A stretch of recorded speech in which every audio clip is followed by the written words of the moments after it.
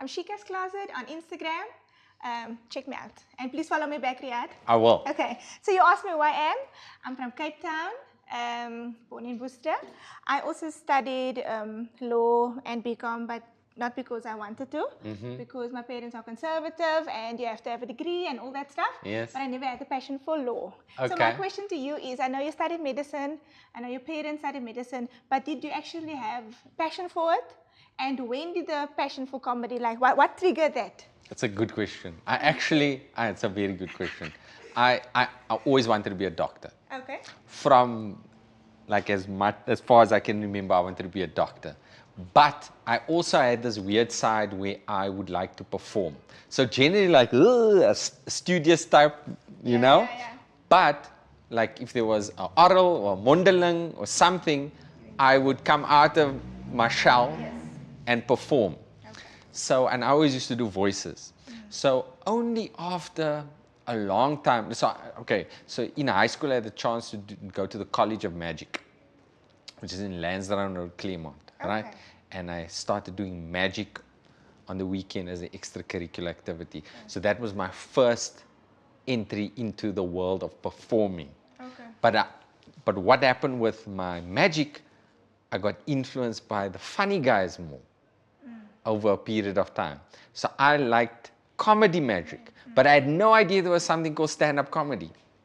So I never actually planned to do this, you know, and then I just got into medicine and everything like that.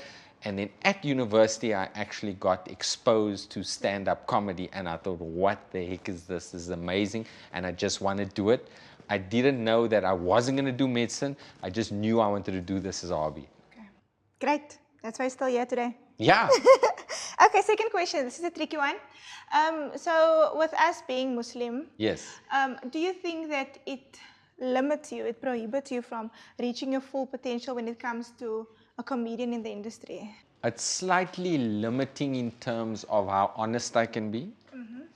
But that, I think, is a manifestation of me being one of the first.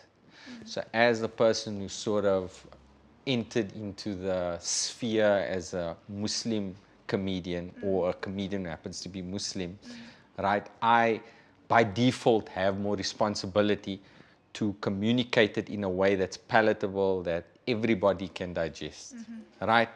So in that sense, I've had to make my humor also broader, and everybody must be captivated by it. Yeah.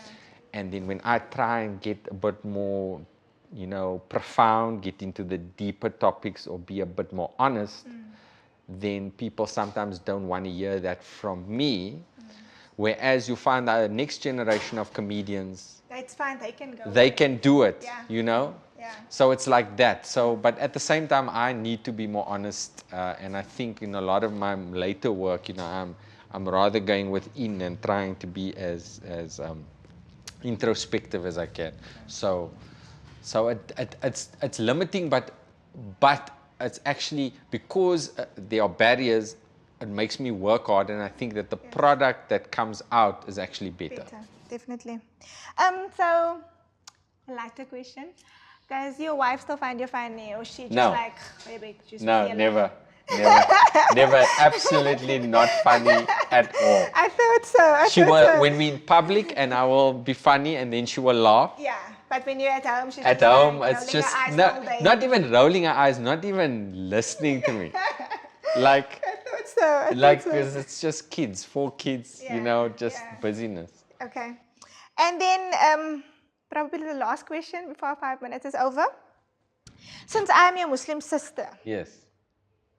are you going to consider me in your next movie? Of course, we got a material too.